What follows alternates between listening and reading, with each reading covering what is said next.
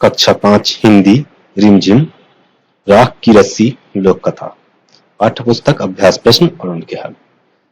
पिछले वीडियो में आपने राख की रस्सी का पाठ किया, उसे समझा। इस वीडियो में हम उनके प्रश्नों और उनके हल पर चर्चा करेंगे। वैसे ये आपके लिए बता दें कि ये जो उत्तर इसमें दिए जा रहे हैं ये केवल एक आपके लिए संकेत है। इससे बेहतर उत्तर आप अपने आप निकाल सकते हैं। यदि आप प्रश्नों को पढ़ेंगे और उनके पाठ को पढ़ेंगे और उसके अर्थ को समझेंगे तो आप इससे बेहतर उत्तर निकाल सकते हैं। शुरू करते हैं। तो हम तिब्बत के मंत्री अपने बेटे के भोलेपन से चिंतित रहते थे। तुम्हारे विचार से वो किन किन बातों के बारे में सोचकर परेशान होते थे? इसके उत्तर में आप लिख सकते हैं कि मंत्री जी का बेटा बड़ा हो रहा था, वो बहुत भोला भाला था, उसमें होशियारी तनिक भी नहीं आई थी। मंत्री सोचते थे कि बेटे का भविष्य क्या होगा, अगर उसने होशियारी नहीं सीखी तो उसका जीवन बहुत कठिन हो जाएगा। इसी वजह से मंत्री जी चिंतित रहते थे। इसी में खा प्रश्न है, तुम तिब्बत के मंत्री की जगह होती तो क्या उपाय करती? इसमें आप उत्तर दे सकती हैं कि मंत्री का बेटा भोला भाला था, किंतु यदि उसमें होशियारी आ जाती तो वह सब कुछ कर सकता था। इसके लिए मैं उसे जीवन के अनुभव को सीखने के लिए प्रेरित करती, उसे गलतियां करने और उनसे सीखने के अवसर देती, साथ ही उसे पढ़ने के लिए भी प्रेरित करती। मंत्री ने अपने बेटे को शहर क्यों भेजा था? इस पे आप कर सकते हैं उत्तर कि मंत्री अपने बेटे को घर के बाहर के जीवन का अनुभव कराना चाहते थे। वह चाहते थे कि जीवन में आने वाली मुश्किलों से सामना वह होशियारी से करे, उसकी सूझबूझ को वह परखना भी चाहते थे, इसलिए उन्होंने अपने बेटे को शहर भेजा था। अगला प्रश्न है, उसने अपने बेटे को भेड़ों के साथ शहर में ही क्यों भेजा? उत्तर में आप लिख सकते हैं कि मंत्री ने अपने बेटे को शहर में इसलिए भेजा होगा क्योंकि उसे व्यापार करना था, ताकि वह जान सके कि बाहर सभी तरह के लोग मिलते हैं जिनका व्यवहार अलग अलग होता है। इस तरह उसे अच्छे और बुरे अलग अलग अनुभव प्राप्त होंगे, इससे वह होशियार होगा और समझदारी बढ़ेगी। इसी में गा प्रश्न है, तुम्हारे घर के बड़े लोग पहले कहाँ रहते थे? घर में पता करो, आस पड़ोस में भी किसी ऐसे व्यक्ति के बारे में पता करो और जानने की कोशिश करो कि क्या वो अपने निर्णय से खुश हैं, क्यों। एक पुरुष, एक महिला और एक बच्चे से बात करो। यह भी पूछो कि उन्होंने वह जगह क्यों छोड़ दी। ये आप यह करके देखिए, मजे मजे में बहुत कुछ जानने में मिलेगा। आप अपने माता पिता से पूछिए, अपने दोस्तों से पूछिए, दोस्तों के माता पिता से पूछिए, बूढ़ों से, बुजुर्गों से, महिलाओं से बात करिए कि आखिर पहले कहाँ रहते। अलग अलग उत्तर मिलेंगे, अलग अलग तरीके के उत्तर मिलेंगे और आपके पास अनुभवों का भंडार हो जाएगा। अगला प्रश्न है इसमें कि जौ एक तरह का अनाज है जिसे कई तरह से इस्तेमाल किया जाता है। इसकी रोटी बनाई जाती है, सत्तू बनाया जाता है और सूखा भूनकर भी खाया जाता है। अपने घर में और स्कूल में बातचीत करके कुछ और अनाजों के नाम पता करो, जैसे गेहूं, जौ। तो आप अपने घर में आराम से पता कर सकते हैं। जैसे बड़ों से बात करेंगे तो आपको बहुत सारे उत्तर मिलेंगे। यहाँ कुछ उत्तर हम यहाँ पे कुछ नाम मैं दे रहा हूँ, जिसमें आप दे सकते हैं चावल, बाजरा, ज्वार, चना, अरहर, मूंग आदि। तीसरा प्रश्न है, गेहूं और जौ अनाज होते हैं और ये तीनों शब्द संज्ञा हैं। गेहूं और जौ अलग अलग किस्म के अनाजों के नाम हैं, इसलिए दोनों व्यक्तिवाचक संज्ञा है और अनाज जातिवाचक संज्ञा है। इसी प्रकार रिमझिम व्यक्तिवाचक संज्ञा है और पाठ्यपुस्तक जातिवाचक संज्ञा है। नीचे दी गई संज्ञाओं का वर्गीकरण इन दो प्रकार की संज्ञाओं में करो। लेह, धातु, शेरवानी, भोजन, तांबा, खिचड़ी, शहर, वेशभूषा। इतने शब्द हैं, इनको व्यक्तिवाचक और जातिवाचक में बांटना है। पिछले कक्षाओं में आपने जिस संज्ञाओं के बारे में ज्ञान प्राप्त किया है, और संज्ञा किसी विषय, वस्तु या स्थान के नाम को कहते हैं, और उसमें जिसमें ग्रुप का बोध हो, जिसमें एक समूह का बोध हो, उसे जातिवाचक संज्ञा कहते हैं। तो आप उत्तर इसमें इस तरह से कर सकते हैं कि व्यक्तिवाचक में लेह एक जगह का नाम है, शेरवानी कपड़े का नाम है, तांबा एक धातु है, खिचड़ी एक भोजन है, इसको डाल सकते हैं। या और जातिवाचक में आप दे सकते हैं धातु। धातु बहुत तरह की हो सकती हैं, इसे इसको एक ग्रुप का बोध होता है, सोना, चांदी आदि। तो इसे भोजन, शहर और वेशभूषा। शहर की तरफ में अभी इसी में है खा प्रश्न। ऊपर लिखी हर जातिवाचक संज्ञा के लिए तीन तीन व्यक्तिवाचक संज्ञाएं खुद सोचकर लिखो।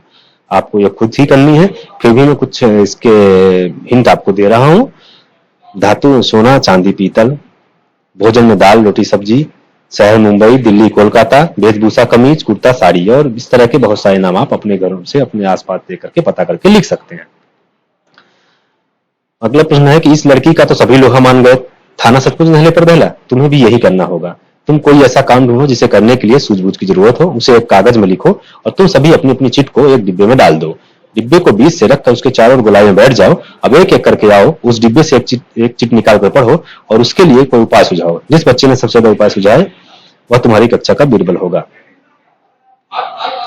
आप और भी इस तरह के कई प्रयोग कर सकते हैं। बच्चे तो सचमुच का अपना घोड़ा दौड़ाने में सबसे आगे रहते हैं जैसे आप, तो आपको ये खुद ही करना है और इस खेल को एक तरह की एक्टिविटी है ये, और इसको आप जैसे करेंगे तो आपको बहुत ही मजा आएगा। और इस तरह की और भी सारी एक्टिविटीज आप कर सकते हैं। बीरबल के बारे में भी आपने जाना ही होगा, पीछे की कक्षाओं में राजा अकबर का बीरबल मंत्री थे, बहुत ही बुद्धिमान थे। तो यहाँ अगर आपके इस एक्टिविटी में जो सबसे आगे निकलता है वो बीरबल होगा। दूसरा, मंत्री ने बेटे से कहा, पिछली बार भेड़ों के बाल उतार कर बेचना मुझे जरा भी पसंद नहीं आया। क्या मंत्री को यह सचमुच बात पसंद नहीं आई थी? उत्तर का कारण भी बताओ। उत्तर, ऐसा लगता है कि मंत्री समझ गए थे कि वह उपाय बताने वाली लड़की बुद्धिमान और चालाक है। वह उसकी चतुराई को एक बार और जांचना चाहते थे। और दूसरी बात, उन्होंने अपने बेटों को होशियारी सीखने भेजा था, किंतु यहाँ तो लड़की की होशियारी दिख रही थी, इसलिए उन्होंने कहा कि उन्हें भेड़ों के बाल उतारकर बेचना पसंद नहीं आया। पहली बार में मंत्री के बेटे ने भेड़ों के बाल बेच दिए और दूसरी बार में भेड़ों के सींग बेच डाले। जिन लोगों ने यह चीजें खरीदी होंगी उन्होंने भेड़ों के बालों और सींगों का क्या किया होगा? अपनी कल्पना से बताओ। उत्तर आप दे सकते हैं कि जिन्होंने यह चीजें खरीदी होंगी उन्होंने उनसे सजावट के सामान एवं वाद्य यंत्र बनाए होंगे, जैसे बालों से स्वेटर, टोपी, सदरी तथा सींग से वाद्य यंत्र आदि। और भी चीजें बनती, बाल आप सोच सकते हैं क्या क्या हो सकती हैं और बेहतर से लिख सकते हैं।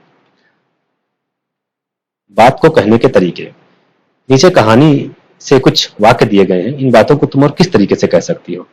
का चैन से जिंदगी चल रही थी, कई तरह से इसको कहा जा सकता है। तीन तरीके मैं बता रहा हूं यहाँ पर आपको।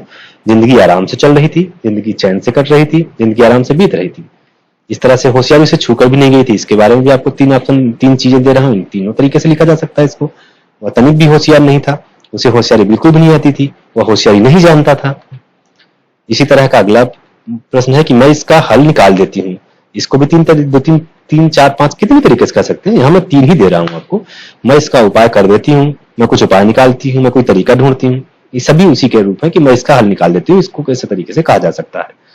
उनकी अपनी चालाकी धरी रह गई, उनकी चालाकी काम नहीं आई, उनकी चालाकी बेकार चली गई, उनकी चालाकी नहीं चल पाई। ये उनकी अपनी चालाकी धरी रह गई को ही इस तरह से घुमा के कहा जा सकता है। लोनपुगार का बेटा होशियार नहीं था। होशियार और चालाक में क्या फर्क होता है? किस आधार पर किसी को तुम चालाक या होशियार कह सकती हो? इसी प्रकार भोला और बुद्धू के बारे में भी सोचो, कक्षा में चर्चा करो। आप इसको इस तरह समझ सकते हैं कि होशियार और चालाक दोनों का एक ही मतलब है, चतुर। होशियार व्यक्ति कोई भी काम सोच समझ कर करता है, चालाक व्यक्ति भी किसी काम को सोच समझ कर करता है, किंतु किसी भी कार्य में वो अपना फायदा देखता है। ये चालाक व्यक्ति, ये होशियारी में नहीं होता। भोला और बुद्धू में भी फर्क है। भोला वो व्यक्ति होता है जो कुछ करने के लिए ज्यादा सोच विचार नहीं करता, वैसे बुद्धू कोई होता नहीं, फिर भी उचित अनुचित पहचानने में जो देर करे वही बुद्धू है। लोनपुगार का बेटा होशियार नहीं था, इसी में खा प्रश्न है, लड़की को तुम समझदार कहोगी या बुद्धिमान? क्यों? लड़की को बुद्धिमान कहना ठीक होगा, उसने हर समस्या का तार्किक समाधान निकाला और मंत्री की चालाकी भी काम नहीं आई।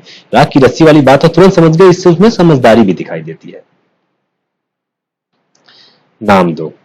कहानी में लोनपुगार के बेटे और लड़की को कोई नाम नहीं दिया गया है। नीचे तिब्बत में बच्चों के नामकरण के बारे में बताया गया है, या परिचय पढ़ो और मनपसंद नाम छाट कर बेटे और लड़की को कोई नाम दो। नाइमा, डावा, मिगमा, लाखमा, नुफू, फू, दोरजे, ये क्या है? कोई खाने की चीज या घूमने की जगहों के नाम? जी नहीं, ये है तिब्बती बच्चों के कुछ नाम। ये सारे नाम तिब्बत में शुभ माने जाते हैं। नाइमा नाम दिया जाता है रविवार को जन्म लेने वाले बच्चों को। मानते हैं कि इससे यह बच्चे को उस दिन के देवता सूरज जैसी शक्ति मिलेगी और जब जब उसका नाम पुकारा जाएगा यह शक्ति बढ़ती जाएगी। सोमवार को जन्म लेने वाले बच्चों का नाम डावा रखा जाता है। या लड़का लड़की दोनों का नाम हो सकता है। तिब्बती भाषा में डावा के दो मतलब होते हैं, सोमवार और चांद। यानी डावा चांद जैसी रोशनी फैलाएगी और अंधेरा दूर करेगी। तिब्बत में बुद्ध के स्त्री पुरुष रूपों पर भी नामकरण करते हैं, खासकर डोलमा नाम बहुत मिलता है। या बुद्ध के ही स्त्री रूप तारा का ही तिब्बती नाम है। यहाँ पर उत्तर में आप कुछ भी अपने हिसाब से नाम दे सकते हैं। यहाँ मैंने नाम दिया है उनका कि मैं उनका नाम नामिया था, डावा रखूंगी। यदि आपको हमारे इस प्रयास से कुछ सहायता मिली हो तो आप इस वीडियो को लाइक, सब्सक्राइब और शेयर जरूर करें। इससे बच्चों के लिए आगे भी नए वीडियो लाने के लिए हमें प्रोत्साहन मिलेगा। धन्यवाद।